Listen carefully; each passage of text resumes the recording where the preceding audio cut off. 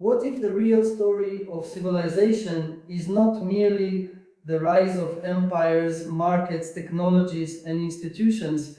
What if the deeper story is the evolution of consciousness itself? What if history is not only about what human beings build around themselves, but about the inner lens through which they see reality, power, one another, and the future? In Garden of Wisdom, this is one of the central claims I return to again and again. Humanity is not simply moving through time. Humanity is moving through levels of awareness. And that means the great transition before us is not only a transition in tools, it is a transition in consciousness. It is a movement from fear to love. Now, when I say fear and love, I do not mean them in a shallow or sentimental sense. I mean them as civilizational forces. Fear is the logic of contraction. It narrows the circle. It turns difference into threat. It clings to control. It organizes life around scarcity, rivalry, domination, and protection against the other. Love, by contrast, is the logic of expansion. It widens the circle. It deepens relationship. It makes room for complexity. It recognizes interdependence. It seeks not only survival, but flourishing. Not only power, but participation in a larger living whole. This movement from fear to love is not smooth. It is not guaranteed. It is not linear. But it is, I believe, the hidden drama of civilization. And that is why the future of humanity cannot be understood only through economics, geopolitics, or artificial intelligence. It must also be understood through the architecture of consciousness.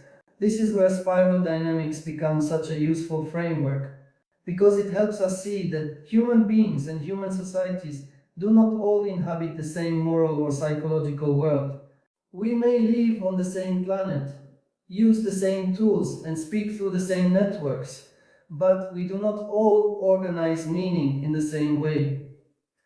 Some levels of consciousness are dominated by survival, some by tribe and belonging, some by force and domination, some by order and authority, some by competition and achievement, some by empathy and pluralism, and some begin to move into integrative awareness, capable of seeing systems, paradox, development, and the deep interdependence of life. This does not mean earlier stages are simply evil and later stages simply pure. That would be far too simplistic. Every stage solves something. Every stage emerges for a reason. Every stage contains a partial truth. But not every stage can adequately guide a planet armed with exponential technologies. That is the issue. The powers we are creating now require a wider, deeper, more integrated consciousness than many of the systems currently governing our world. And so the question becomes, can civilization evolve quickly enough inwardly to handle what it is becoming outwardly? That is the moral drama of our century. Let us think about fear for a moment. Fear is ancient. It is not irrational in itself. It has helped life survive. It has helped communities protect themselves. It has helped organisms respond to danger. But fear becomes dangerous when it becomes the default operating system of civilization. Because fear simplifies, fear divides, fear exaggerates threat, fear seeks certainty at any cost, fear makes control feel more attractive than truth, fear makes domination feel safer than dialogue, fear makes systems rigid, it makes leaders theatrical, it makes societies reactive, it makes technology easier to weaponize. A fear-based civilization may become very organized, very efficient, even very advanced, but it will struggle to become wise. Why? Because fear cannot hold complexity for very long.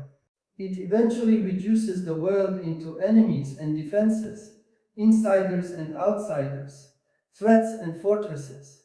And once a civilization lives too long inside that psychology, even its most powerful tools begin to take on that character. Its economies become extractive, its politics become tribal, its media become inflammatory, its technologies become instruments of surveillance, manipulation, or competitive escalation. Fear reproduces itself through structure. That is why the evolution of consciousness matters so much, because the systems we build are shaped by the stage of consciousness from which we build them. If fear dominates, then even brilliant technology will carry fear's imprint. It will sort, monitor, predict, and control. It will optimize competition. It will intensify division. It will amplify insecurity and self-management of insecurity as progress. We already see this. We see it in information systems that reward outrage, in political systems that convert complexity into spectacle, in economies that normalize endless extraction, in technologies that promise connection while deepening anxiety, in institutions that respond to uncertainty with more centralization, more monitoring, more pressure, more speed. All of this reflects a civilization that has accumulated immense power without yet fully maturing beyond fear. And yet, fear is not the end of the story, because life also carries another tendency, a tendency toward connection, toward cooperation, toward deeper forms of relationship, toward the widening of awareness, toward what in Garden of Wisdom I call the movement into love and light. Love, in this developmental sense, is not naivety. It is not the denial of conflict. It is not passivity. Love is higher order strength. It is the capacity to remain open where fear would close, to remain relational where fear would isolate, to remain thoughtful where fear would react, to remain responsible where fear would seek only self protection. Love is what allows a civilization to move beyond domination without collapsing into weakness. Love can hold boundaries. Love can face danger. Love can tell the truth. But love does not need dehumanization in order to act. That is a very high achievement. And it may be the next great threshold for humanity, because as long as civilization is governed mainly by fear, every new power will become dangerous faster than it becomes healing. Artificial intelligence under fear becomes surveillance. Biotechnology under fear becomes hierarchy. Economics under fear becomes hoarding. Politics under fear becomes performance and control. Culture under fear becomes fragmentation. But under love, those same domains can begin to transform.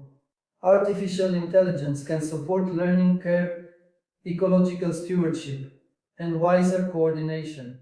Economics can move toward regeneration rather than extraction. Politics can become service rather than theater. Culture can become a field of dialogue and meaning rather than constant agitation. So, the real issue is not whether technology is good or bad. The real issue is what consciousness is guiding it. That is why the spiral matters. Humanity must move, not backward, into simpler certainties, not sideways into endless distraction, but upward and inward at once, toward deeper awareness, toward wider care, toward greater responsibility. And this movement is not only collective, it is personal.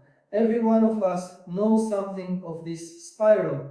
We know what fear does to our own minds, how it narrows perception, how it intensifies defensiveness, how it makes us interpret everything through threat. And we also know, at least in moments, what love does, how it widens perception, how it makes us more present, how it increases our capacity to listen to discern, to act without panic, to hold more of reality without collapsing. Civilization is not separate from that inner pattern, it scales it. A fearful inner life contributes to fearful systems. A more mature inner life contributes to wiser structures. That is why, in Garden of Wisdom, consciousness is not a side issue, it is infrastructure. A civilization becomes what it repeatedly normalizes in attention, emotion, institutions, and design. So, let me ask you a direct question. What kind of consciousness are our current systems training us into? Are we becoming more reflective or more reactive? More courageous or more anxious? More capable of nuance or more dependent on simplified narratives? More relational or more isolated? More grounded in reality or more manipulable by fear?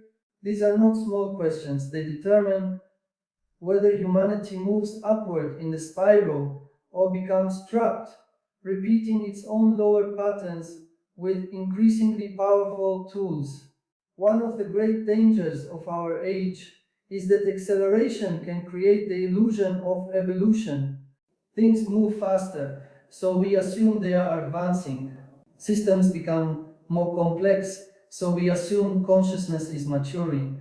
Communication becomes more instantaneous, so we assume understanding is improving. But speed is not maturity, complexity is not wisdom, connectivity is not love. A civilization can be fast and shallow, complex and confused, connected and deeply lonely. So the real measure of development is not how much motion there is, it is whether the center of gravity is changing. Are we moving from domination to stewardship? From scarcity consciousness to generative consciousness, from rivalry to collaboration, from the need to control everything to the ability to participate wisely in larger systems of life? That is the movement from fear to love, and it has concrete implications. It means education must form character, not only competence. It means technology must be designed for human flourishing, not only engagement. It means leadership must be judged, not only by force or efficiency, but by depth, responsibility, and truthfulness. It means economics must rediscover that value is not exhausted by profit. It means ecological life must be treated not as inventory but as the living matrix from which all civilization arises. None of this is sentimental, it is developmental realism. Because a civilization that remains fear based under conditions of immense power becomes unstable. It eventually turns its tools against itself. But a civilization that matures into wider consciousness may finally become capable of something rare: power without arrogance, intelligence without alienation, coordination without domination, and progress without spiritual collapse. That is the hope I explore in Garden of Wisdom, not naive optimism, not the fantasy that history will simply get better on its own, but the possibility that humanity is being pressured toward growth, that our crises are exposing developmental limits, that our technologies are making our moral immaturity impossible to ignore, that the turbulence of this age may, if we are wise enough, become the labor pain of a more conscious civilization. This is why I do not think the central question is whether humanity will survive technologically. We probably will in one form or other. The deeper question is, who will we become through survival? More fortified, more mechanized, more fragmented, more dependent on systems of management, or more conscious, more relational, more aligned with life, more able to choose what serves the whole? That is the choice inside the spiral, and choice matters. Because while development has patterns, it does not eliminate responsibility. There may be pressures pushing humanity toward wider consciousness. There may be deep tendencies within life toward increasing awareness and connection. But no civilization is exempt from choice. We can resist growth. We can collapse downward. We can idolize power. We can make fear our permanent theology. Or we can do something harder and more beautiful. We can evolve. We can learn to metabolize fear without organizing civilization around it. We can build institutions that reward wisdom instead of panic. We can create technologies that strengthen relationship instead of addiction. We can cultivate a culture that treats love not as weakness, but as a higher order of intelligence. That would be a real civilizational breakthrough, because then love is no longer reduced to private emotion. It becomes public architecture. It becomes the basis for how we educate, govern, innovate, and design. And then the spiral becomes visible not only in theory but in practice, in children formed for empathy and discernment, in leaders capable of humility, in economies shaped by regeneration, in technologies guided by stewardship. In cultures able to hold truth without hatred and difference without collapse. That is the future worth building, not a world without tension, not a world without conflict, but a world in which consciousness has matured enough that fear is no longer sovereign. And perhaps that is the deeper meaning of hope, not optimism without evidence, but trust that life itself tends toward greater realization when beings choose alignment with love and light. In that sense, the future of humanity is not merely an engineering project, it is a developmental invitation, an invitation to grow beyond the forms of consciousness that were sufficient for survival but are no longer sufficient for wisdom, an invitation to become more than reactive managers of crisis, more than clever competitors inside collapsing systems, more than anxious consumers of stimulation and control. An invitation to become participants in a living universe with enough awareness to choose what helps life rise. That is the movement from fear to love. And if humanity can make that movement, then the technologies of this age may become tools of awakening rather than instruments of fragmentation. But if we cannot, then our brilliance may simply magnify our fear. That is why the future depends not only on what we invent, but on what level of consciousness is doing the inventing. As above, so below. In Garden of Wisdom, I argue that the future of civilization depends on whether humanity can evolve from fear based consciousness into love based consciousness, and thereby guide power toward higher forms of life, wisdom, and shared becoming,